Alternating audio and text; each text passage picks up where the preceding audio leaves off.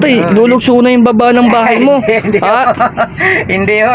Diyan yung mamamayan, pag lumugso, ay abot kami doon sa baba, sa agbang. Gulong. Dahil mamamayan, pag bumaha ito, diretso kami. Ha? Maraming haligi ho ito sa ilalim to. Ah, ang dami, puro kawayanan. Tatay, ingat kayo dito. Baka mamaya may sawa, puro kawayanan, oh. Yun, mga kamangyan, welcome back sa aming YouTube channel and Facebook page, mga kamangyan. Mga kamangyan, araw na Lunes, mga kamangyan, katatapos lang mag-deliver ang inyong likod, mga kamangyan. Ito nga, mga kamangyan, kanina po, sa may Mabini, Batangas, isa po napakabait natin followers ng Facebook ang nagbigay ng biyaya para sa ating mga tinutulungan. Ito, mga kamangyan, si Ma'am Crisel Ortega. Mga kamangyan, isa natin followers nagbibigay po nagbigay po mga kamangyan ng tulong para ipaabot kinanat kitatay grocery na meron pong dilata, bigas, tinapay, at kung ano pa po mga kamangyan. Kaya mga kamangyan nakakatuwa. At ito nga mga kamangyan, isa po sa inyo napanood mga kamangyan ay si Kuya, isang nangangalakal mga kamangyan. At kwento nga po ni Kuya, pag wala nga po kita sa isang araw, ay siya po ay nangihingi sa mga kapitbahay. At isa nga pong naikwento sa akin ay minsan, sinasabi nga daw ng kapitbahay kahit yung pagkain na lang para sa aso ay kanya pahiningi para lamang makaraos po sa isang araw mga kamangyan. Kaya ito mga kamangyan, good news mga kamangyan, dahil nga binibigay sa ating biyaya, ngayon ay pupuntahan natin mga kamangyan o hahanapin natin si tatay mismo dito sa may Batangas mga kamangyan. Kaya mga kamangyan, lubos kami nagpapasalamat ulit kay Ma'am Crisel Ortega na nagbigay ng biyaya. Kaya mga kamangyan, sabahan nyo kami, let's go. At ito po mga kamangyan, bago po kami pumunta kay tatay mga kamangyan, o bago namin hanapin mga kamangyan, dinagdagan ko muna na ilang kilong bigas pa mga kamangyan yung pinaabot kay tatay para mga kamangyan umabot na sa linggo yung stock ni tatay at grocery na alam kong kailangan niya pati gamit sa katawan. At ganyan din mga kamangyan, oras na para alamin o ipagtanong namin mga kamangyan kung saan nakatira si tatay o saan niya sinasabi niyang ilog na doon siya nakatira o nagtirik na kaunti mga kamangyan. Kaya mga kamangyan, sa oras ng mga ito, hindi ho kami nag-aksaya ng panahon para hanapin si tatay mga kamangyan. At muli mga kamangyan, sa time na to, lubos kami nagpapasalamat sa mga taga-toda ng Bawan, Batangas mga kamangyan, dahil mga kamangyan, binigyan kami ng pagkakataon para kami harapin, kausapin o ituro yung sinasabing ilog mga kamangyan. At napakabait po talaga ng mga tao dito sa Bawan mga kamangyan, dahil po lahat na aming kaharap ng mga tricycle driver ay hindi ho kami sinungitan, hindi ho kami tinanggihan, at hangad po nila ay makatulong po sa amin ng mga oras ito mga kamangyan. Kaya mga kamangyan, hindi kami napagod sa paghahanap kasi nga mga kamangyan, ang gusto namin matagpuan dahil sa mga nagre-request po kay tatay. Alamin namin kung saan talaga nakatira si tatay o kung totoo nga po yung kanya kinikwento mga kamangyan. Kaya mga kamangyan, nung time na ito mga kamangyan, nakakatuwa dahil kilala po ni Kuya si tatay na isang nangangalakal at totoo nga po pala yung mga binibida daw niya, sabi sa amin ni Kuya. Yun mga kamangyan, naulit sa amin ng tricycle driver dito pala sa ilog na ito mismo mga kamangyan. Nakatira si tatay, doon daw po namin pupuntahan sa may pagitna mga kamangyan. Bali ito ho ay ilog, malalim mga kamangyan. Totoo nga po yung sinabi niya, nagtayo siya doon ng maliit na matitirhan. Nakatuwa mga kamangyan, si ma'am ay DHWD, tama po? DHW. DHWD. Yun. At followers pala natin. Mamaya swerte natin at kilala niya, sasamahan tayo sa baba ng ilog. Ma'am, anong barangay pa? Maginaw proper. Yun. At ito na mga kamangyan, good news mga kamangyan, dahil sinamahan tayo ni ma'am mga kamangyan para puntahan yung tinitirhan ni tatay mga kamangyan. At ito nga po mga kamangyan, andito na kami sa may baba po ng ilog. Yun mga kamangyan, andito tayo sa bali tulay yung highway na yon, dito sa may Bawan Batangas Hospital. Dito pala yung tinitirhan ni Kuya Ako kung tawagin dito. Kasama natin taga barangay, tayo sinuportahang samahan. At ito pala yung bahay ni tatay, andito siya, swerte natin. Yun, sira-sira yung bahay niya, tignan niyo.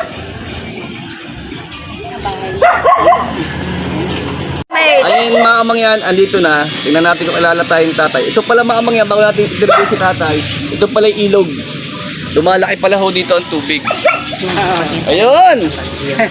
Tatay ako! Kilala niyo po ba ako? Hindi na ho eh. Hindi niyo ho ako kilala. Ako tatay, magbubuko Diyos. Ako yung nagdi-deliver sa Mabini tatay. Ako yung nag-abot sa iyo nung isang araw. Lapit ko konti. Nadaanan nung mga ako doon sa ano. Nadaanan kita sa may siid ng ano. Opo, tatay. Nung binidyo po kita dahil sa katayuan mo, unang-una, bumili ako sa iyo dahil totoo pala yung sinasabi mo na nag-iisa ka sa buhay, sabi nga ng taga-barangay, isang kain, isang tuka, pag walang kinakain, nangihingi sa kapitbahay, totoo pala yon. Ngayon tatay, good news.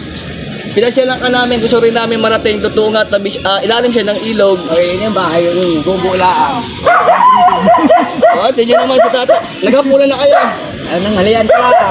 Ano yung tanghalian? Lahat, walang ulam. Oo, kadagkanin daw, walang ulam. Ano yung almusal? Wala kang malbusal. Wala. Kape lang ho. O sa tatay, hawakan mo ni tatay ang tinapay, may palaman ho yan. Bali, dinagdagan natin makamangyan yung ano, yung binigay ni Crisel Ortega. Maraming salamat. Yung nagbibigay pa ho makamangyan. Tapos bago tayo patuloyin, tatay, ano muna yung pangalan? Vicente. Vicente, anong apelido? Angko. Yung totoo nga, kaya pala ako apelido, Vicente ako ang pangalan. Ang inyong apo, ano hong pangalan? Ren. Si Rain. Ren. Angko. Ilang taon ho inyong apo? Maging dalawa na. 12 anyos kayo po. Ay, mag-69 na ako. Uy! Malapit na siya mag-70. Isang taon na lang kailan yung birthday. Nag-birthday na ako nung April. Belated happy birthday po. 69. Yun, birthday lang pala tatay. Ayan, pasalamat muna tayo kay sa ating kagalang-galang po ng barangay. Kundi po dahil kay ma'am, sa mataga-barangay namang hinaw, shout out po. Tatay, pwede po ba kami tumuli sa inyong bahay? Marami lang kalat. At ito ang mga mangyan, welcome kami ni tatay sa kanyang tinitirhan mga mangyan at bigyan kami ng pagkakataon para ipasilip po ang kanyang munting tahanan mga mangyan. Yung mga mangyan, petuloy tayo ni tatay, pasok ko tayo. Humingiho tayo ng permit kung pwedeng i-video. Ayan, tignan nyo mga mangyan. Totoo nga yung kwento niya. Yung mga tambil-tambil mo, yung gumawa siya ng paraan para may matuluyan. Oo, may tuluyan lang ako.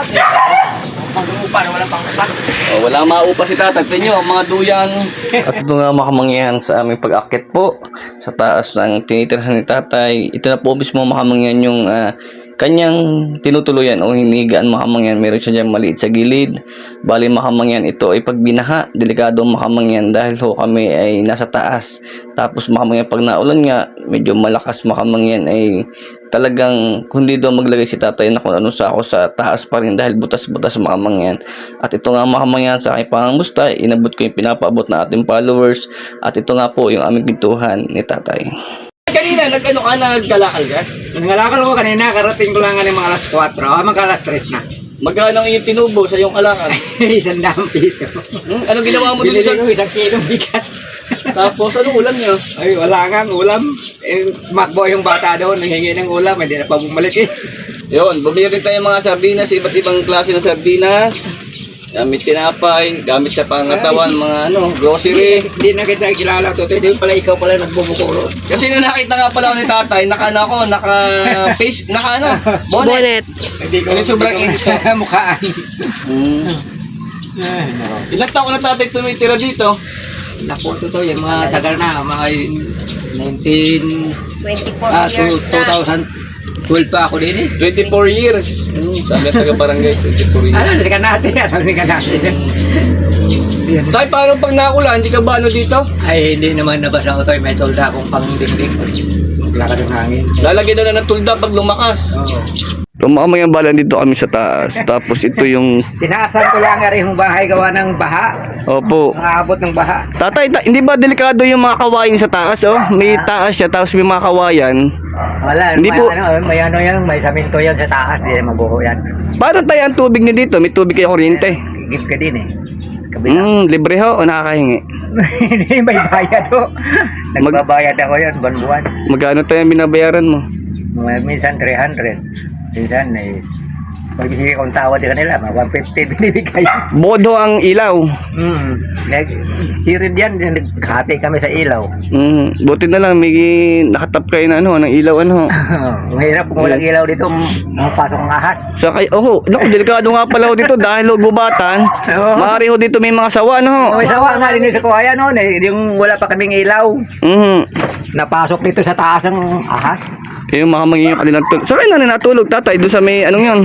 Yung may, ito ho, naku, delikado, bangin ho ang baba. Are tulugan namin. Eh, pag dito kami kawa, mga daga kasi dito.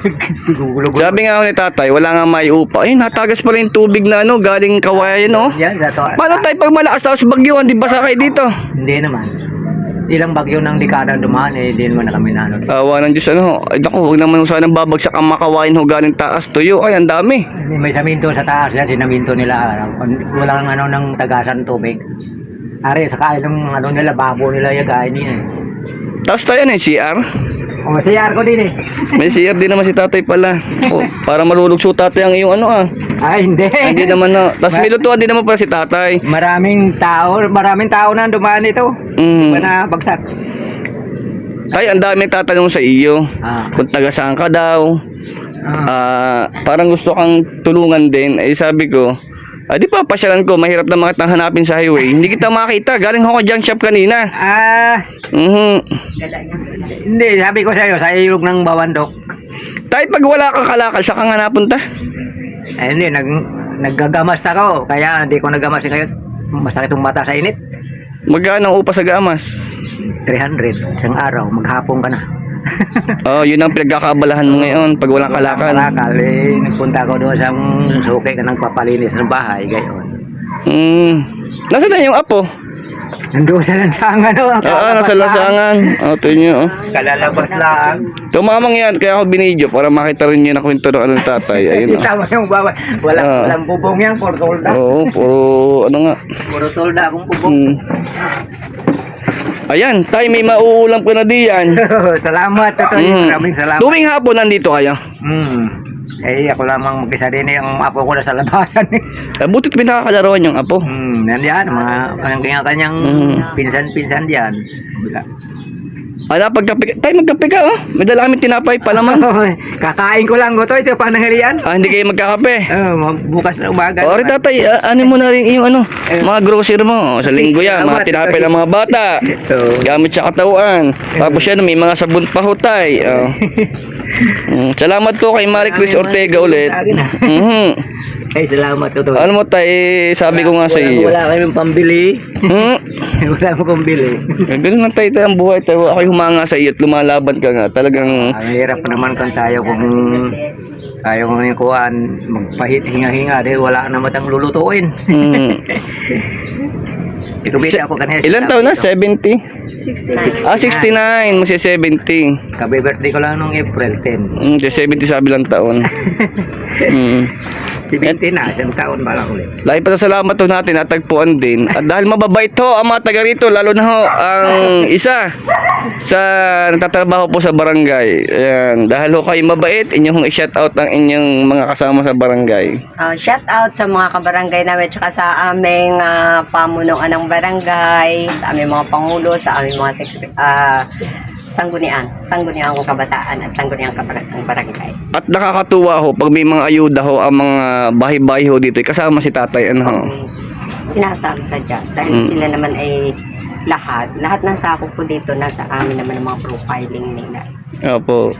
Kaya pag may mga biyaya na darating at ipamimigay sa kanila, kasama naman. Ayun, maraming salamat po sa inyo.